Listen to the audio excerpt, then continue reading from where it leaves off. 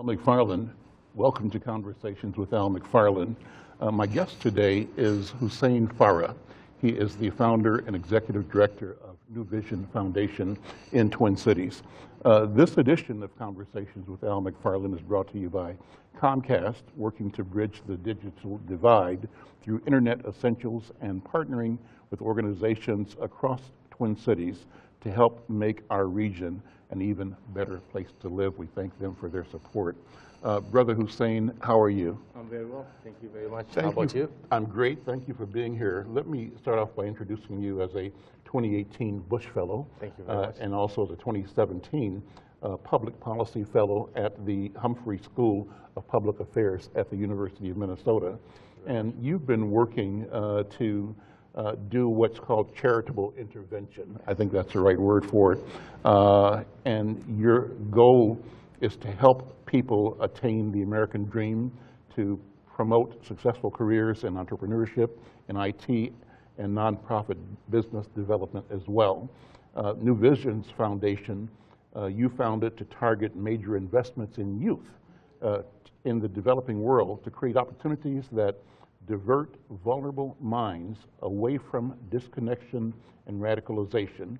You say you believe that such interventions ripple outwards to improve the prospects of those of us who produce and enjoy the fruits of the developed world. So let's start there. Yes. Let's start with unpacking that idea of a commitment to connecting young people, yes, so that we can be focused on unlocking our potential, yes, in ways that bring benefit and value to all of humanity. That's what I see. Absolutely. In what I hear you talking about. So first of all, welcome so much. Thank you so much for being here. Thank you very much, Brother Al. It's good to see you again. In a nutshell, we live in the 21st century digital economy. Mm-hmm. And if this economy is going to be working for all of us, we must all be participating in the digital economy. And to participate, you have two ways of looking at this. You can be consumers of technology, but you can also be creators of technology. The wealth is on the other side, the creation of technology. So right now, our communities, our disadvantaged and minority communities, are mostly consumers of technology. And so if we really are going to participate in this economy, which is basically what drives us now in the near future, we must be shifting our mindset and making us think about how we can be creators of technology and bring that from the bottom up. The younger you are, the likelier you're going to be able to do this. What are the barriers? What things hold us back, impede our ability to fully grasp and really barrel down that path towards technological accomplishment? What is it? The most important barrier is mostly over mindset.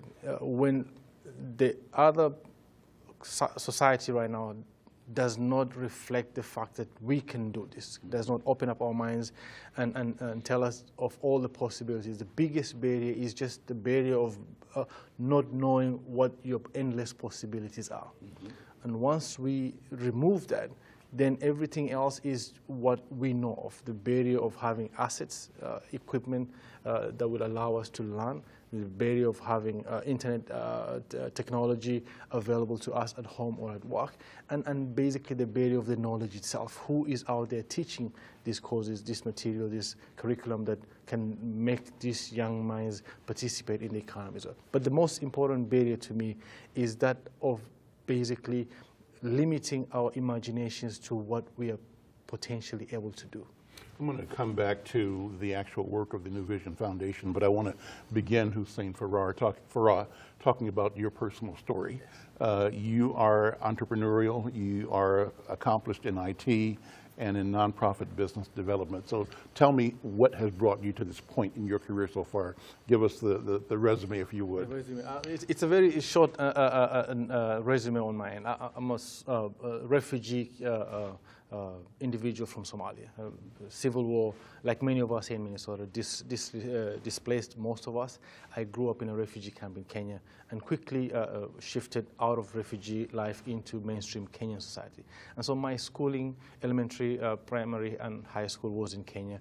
Along the way, charitable interventions, what I use here, is what basically brought me to the United States. I was able to get scholarships to attend undergraduate degree and a scholarship that brought me to the United States to do my master's in computer science in Washington, D.C.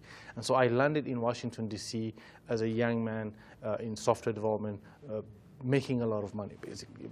But in a very short time, realized that my life has a much deeper calling than just enjoying myself and having a good life in D.C. And so after spending about 4 years in D.C., I felt disillusioned. I felt like I should be doing more. And one day I read an article in the Washington Post about the plight of Somalis in Minnesota. This is the spring of 2003. And I just saw myself connected to this article. And I went to my boss and I said, I am giving you my 2 weeks notice and moving to Minnesota. And he looks at me and says, are you out of your mind? Do you know where Minnesota is? Do you know how cold it is? Do you have any job lined up? Do you have any friends there? And all the answers to me were, no, no, no, I don't know. But I told him I came 4 years early to the United States with only $50 in my pocket. I did not know anybody. And this is 4 years later, I have significantly more than $50. And I'm like, yeah, I'll be fine, don't worry about me.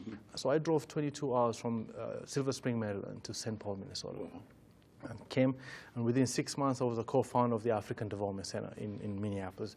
And we basically focus in integrating African immigrant communities into the Minnesota mainstream with financial literacy, home ownership classes, and business development classes. And I did that for about 9 years before stepping aside, but mostly because of family reasons. I had to go back and forth in Kenya. Well, let's talk about that. That was a milestone. The African Development Center, ADC, still located on the West Bank, was a major innovation and a major establishment of the intent of the Somali community to be full partner and participant in building quality of life for all Minnesotans by creating a venue to support that activity in Somali families. Talk about, why you guys did that. How did that come together? And your colleague, Hussein Story, school board member, right? Activist. Yes. Was he a banker as well? I'm not sure. He was a Wells Fargo bank as well, right, prior to starting the ADC, yes. And basically what we wanted to do with the late Hussein Story was to make Minnesota be an inclusive society for everybody, and not have one community that is integrated 100% and another community that doesn't even know where to start. And we were basically elevating the life of this new population into mainstream Minnesota. By the very basics of financial literacy. If you don't know how to account for your financial strength, in and out, if you're not able to even get a business loan because of your faith not allowing you to take interest, then access to so many other things will be cut off. And these are families basically that are here now as Minnesotans that want to be part of Minnesota. And so it was, like you said, very innovative, never been done before in this country. But we became the flagship operation of how it should be done by being very grassroots, by being very hands-on and basically reflecting the need of the community 100%. And so you organized both city and county and state legislative support. What were some of the highlights, the milestones? The highlight basically was when the state of Minnesota became the very first state in the country to have a pool of funding available for Sharia-based, what we call alternative financing. And so people of the Muslim faith could tap into this pool of money, whether they wanted to buy houses, whether they wanted to expand their businesses or start brand new businesses. Religion was not going to be a barrier because the state acknowledged that these are very entrepreneurial people that should be participating in the economy right here. And with that, we basically had a portfolio of almost $5 million go out to the community. Hundreds and hundreds of jobs that were created based on that. Multiple families in the hundreds were basically buying their own houses. And that is the success of Minnesota basically stepping up and saying, we think there's good in this challenge that we have, and how can we turn this into something that is positive for all of us. That's happened with the expatriated Somali communities around the world, I think, where you've gone, where Somali have gone as refugees has in general left a positive impact on community. One story that I used to hear all the time was about the community that you lived in, you grew up in Kenya, where for generations, native Kenyans were locked out of business, locked out of education, locked out of social standing, and locked out of revenue streams, sort of relegated by sort of a caste system that sort of managed and contained the wealth of the nation, or at least the commercial activity. And that the Somali refugees who came there said, oh, we see what's happening. This is not acceptable. We don't accept it. And that Somali businesses set up businesses right next to the businesses that were really marginalizing the native community, and invited partnerships with Kenyans, and that changed the entire dynamic. Talk about that if you would. That's absolutely very true. In a nutshell, the community that we found when we moved into Kenya was a community that was basically going through their day-to-day life without the possibilities of what else they could have done. Mm-hmm. And so when the refugee community was settling in Kenya, that entrepreneurship spirit and mind just basically took over, knowing what are the opportunities out there. And I will not say in an adversarial way, but in a very polite way, showing the local Somalis that this is how you've been doing it, this is not the right way, this is how you should be doing, and you have a right to just enjoy this pie as any local Kenyan as much as possible. And with that, it became a very booming relationship of both the native Somali population in Kenya and those who came in as refugees to basically say, how do we participate in uplifting this Kenyan economy, because the opportunity was there, and how do we take advantage of that? And in about 10 years, it was very clear the shift in narrative, whereby the communities that were dominating the economy and the entrepreneurial space, which was mostly the Asian Kenyan population, became almost non-existent. You know, and the local population basically felt empowered to just take this and take ownership in the whole process. So the African population that were there took a different sense of equity.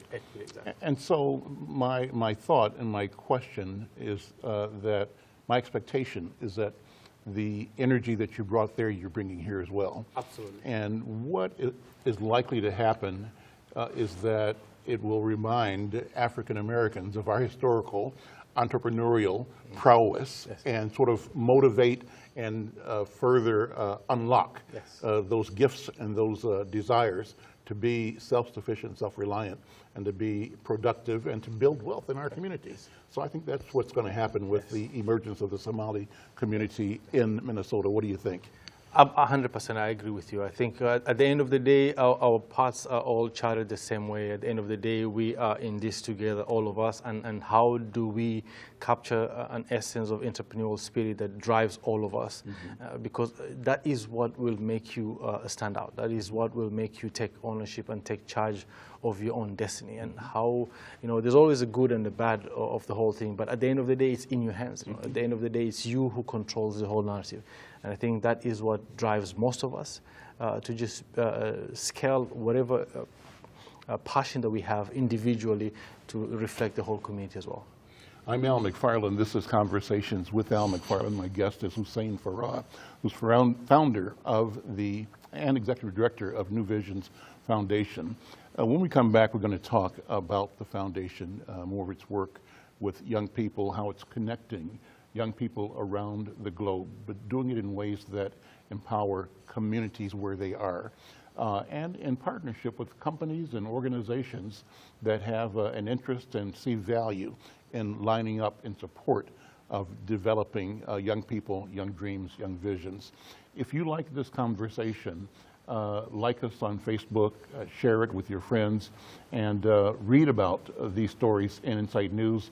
You'll also hear this story presented on KFAI as one of the radio broadcasts of Conversations with Al McFarlane. You can also come back and check this interview out at insightnews.com, our website. Our goal is to use a variety of media platforms to connect with you, to help you see your world, your community, our future. I'm Al McFarlane. This is Conversations with Al McFarlane.